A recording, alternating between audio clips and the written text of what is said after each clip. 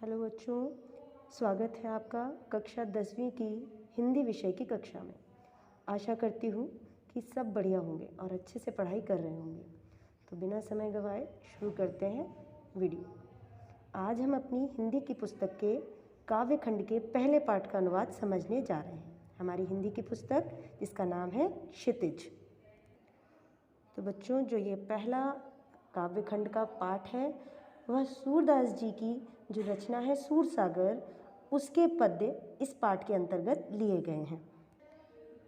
इन पद्यों में सूरदास जी ने गोपियों और उद्धव के बीच की चर्चा को बताया है।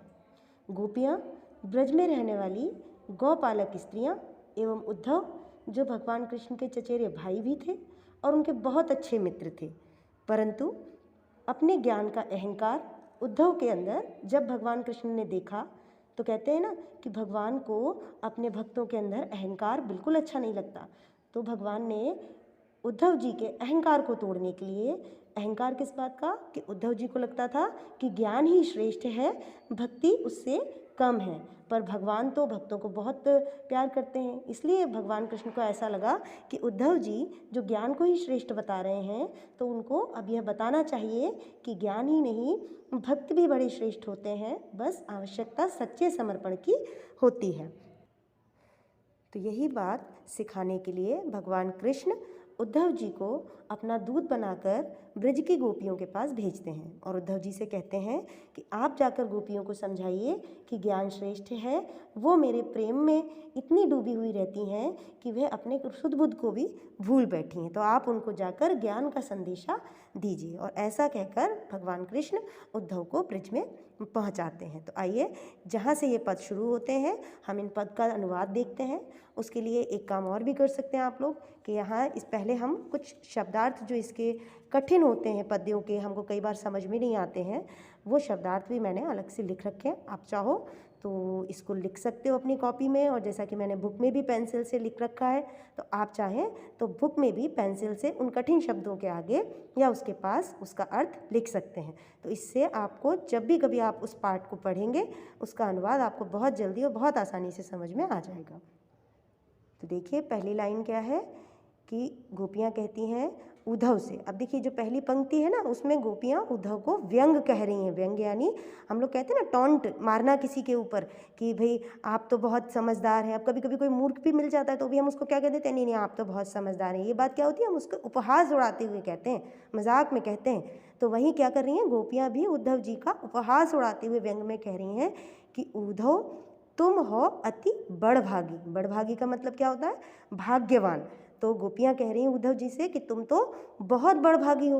अब क्यों है बड़भागी, तो अगली लाइन में वो उनको व्यंग को और स्पष्ट बोलती हैं कि अपरस रहत स्नेह तगाते नाहिन मन अनुरागी। अपरस का मतलब होता है अछूता रहना, तगा का मतलब होता है धागा, नाहिन का अर्थ होता है नहीं। तो गोपियाँ क्या कह रही हैं उद्धव जी से कि आप तो बहुत भाग्यवान हो। क्यों भाग्यवान हो, क्योंकि आपका मन जो है प्रेम के बंधन में बंधा ही नहीं है। कृष्ण के पास रहते हैं आप, लेकिन उसके बाद भी अभी तक आपके मन में प्रेम का अनुराग नहीं आया है, आप कृष्ण से प्रेम से जुड़ ही नहीं पाए हैं।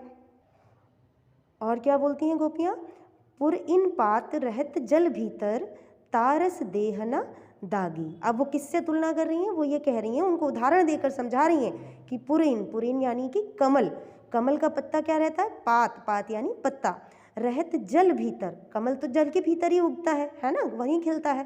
तारस देह ना दागी, दागी यानी दाग होना। तो वो ये कह रहे हैं कि कमल का जो पुष्प होता है वो जल के भीतर ही खिलता है, लेकिन उसके बाद भी उसके पत्तों पर एक भी दाग पानी का नहीं होता है। तो आप भी वैसे ही हैं कि आप प्रेम की गागर के पास रह रहे हैं, प्रेम के सागर के पास रह रहे हैं, लेकिन देखिए आपको तो प्रेम की बूंद भी स्पर्श नहीं कर पाई।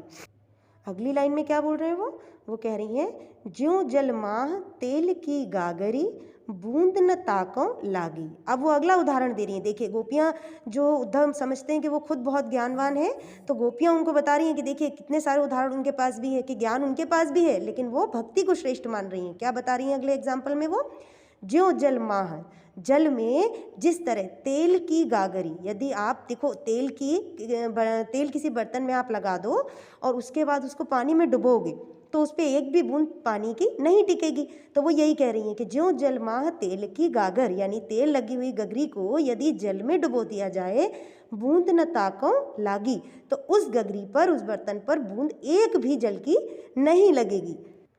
अब गोपियों के लिए तो सबसे बड़ा धन कौन सा है? प्रेम का है।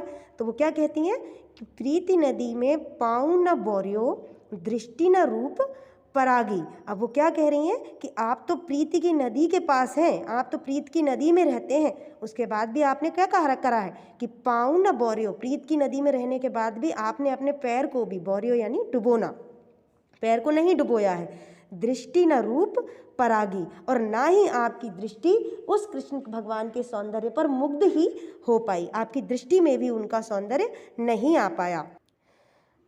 आगे क्या लिखते हैं सूरदास जी? वो ये कहते हैं कि सूरदास अबला हम भोरी, गुर चाटी ज्यों पागी। सूरदास जी कह रहे हैं कि गोपियाँ क्या कह रही हैं कि हम तो अबलाएं हैं, हम स्त्रियां तो बहुत भोली हैं, हमको कहाँ कुछ ज्ञान आता है, हम तो उस चींटी की तरह हैं जो कि गुड़ पर इतनी मोहित होती है और उस पर जाकर चिपक जाती है, उसे अपने जीवन से भी प्रेम नहीं रह जाता है। तो यहाँ पर गोपियाँ स्वयं को ये कहते हुए बताती हैं कि हम तो कृष्ण के सौंदर्य में, प्रेम में इतने मोहित हैं कि हमको अब किसी ज्ञान की आवश्यकता ही नहीं है। अब अगला वाला अनुवाद हम देखते हैं। तो देखिए उसके शब्दार्थ आपके सामने हैं, मैं आपको दिखा रही हूँ। आप इन शब्दार्थ को अपनी बुक में, कॉपी में लिख सकते हैं, चाहे तो जहाँ पर अनुवाद दिया हो वहीं से पेंसिल से आप उन शब्दों के अर्थ भी लिख सकते हैं। अब दूसरे पद में क्या कह रही हैं गोपियाँ? वो कह रही हैं मन की मन ही मांझ रही। वो कहती हैं कि हमारे तो मन की इच्छाएं हमारे मन में ही रह गई हैं। कहिए जाई कौन पे ऊधो, ना ही परत कही। वो ये कह रही हैं कि हमारे मन में जो प्रेम है, आप बताइए हम किससे जाकर कहें? कहिए जाई कौन पे ऊधो, ना ही परत कही, यानी अपनी प्रेम की जो हमारी भावनाएं हैं वो हम किसी से नहीं कह सकते, क्योंकि कृष्ण से कहना थी, वो तो अब यहाँ पर है नहीं, तो हम किससे कहें जाकर? आगे वो बोलती हैं कि अवधि आधार आस आवन की, तन मन बिथा सही। गोपियाँ कहती हैं कि हमको तो उनके आने की अवधि, यानी श्री कृष्ण के आने की अवधि, समय का की आस है कि किसी न किसी दिन तो वो आएंगे। आस आवन की, तन मन बिथा सही। बिथा यानी व्यथा, हमने अपने मन और तन में जो पीड़ा सही है वो इसी आधार पे सही है कि कभी ना कभी तो श्री कृष्ण आएंगे। अब इन जोग संदेशनी सुनी सुनी, बिरहिन बिरह दही।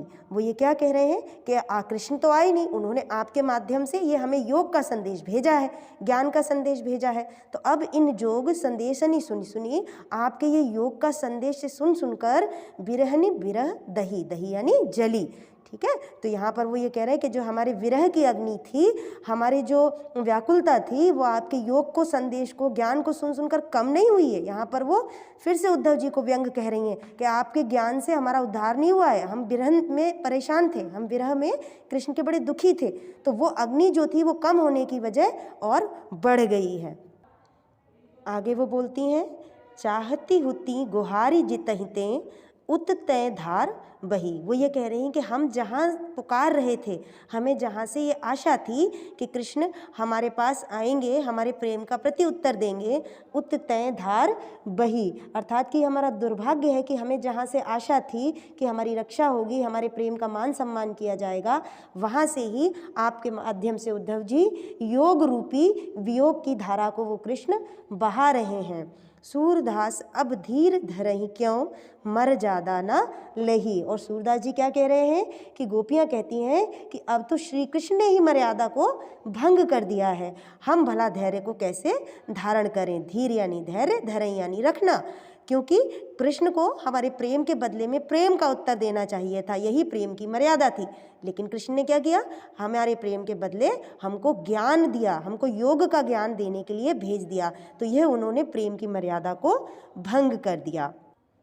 तो हमारे यहाँ पर 2 पद्य समाप्त हुए और आशा करती हूँ कि आपको इसके अनुवाद समझ में आए होंगे। अब आपको आपकी कॉपी भी कंप्लीट करनी है, नोट्स भी बनाना है, क्योंकि समझ तो लिया है लेकिन उसको लिखना भी तो आना चाहिए, लिखने की शैली भी हमको सीखनी है। पेपर में तो हमको लिखना ही रहेगा। तो देखिए यहाँ पर पहले पद के मैंने आपको शब्दार्थ भी दिखाए हैं और पहले पद का अनुवाद हम अपनी कॉपी में किस तरह से लिखेंगे उसको भी आप लोग यहाँ से देख सकते हैं, यहाँ से लिख सकते हैं, कॉपी कर सकते हैं। ठीक है, और इसी के साथ साथ मैं आपको दूसरा वाला पद्य का भी शब्दार्थ दिखा रही हूँ और दूसरे पद्य के अनुवाद भी आप लोग लिख सकते हैं। और इस तरह से आपके आज ये जो उद्धव वाला चैप्टर है, उद्धव और गोपियों की चर्चा वाला चैप्टर है, जिसे सूरदास जी ने बहुत ही प्रेम पूर्वक और बहुत ही अच्छे से लिखा है, हमने उसका अनुवाद देखा। अगला वीडियो जो रहेगा उसमें आप अगले 2 पद्यों के अनुवाद देखेंगे। यदि कहीं कोई आपको समस्या है, कहीं किसी लाइन का कोई अनुवाद फिर से समझ में नहीं आया है या कहीं कोई शब्द में भी आपको ऐसी कोई डिफ़िकल्टी, कोई कठिनाई आ रही है तो आप कमेंट सेक्शन में लिख सकते हैं। ओके बच्चों, धन्यवाद, thank you, bye, take care, अपना ध्यान रखें।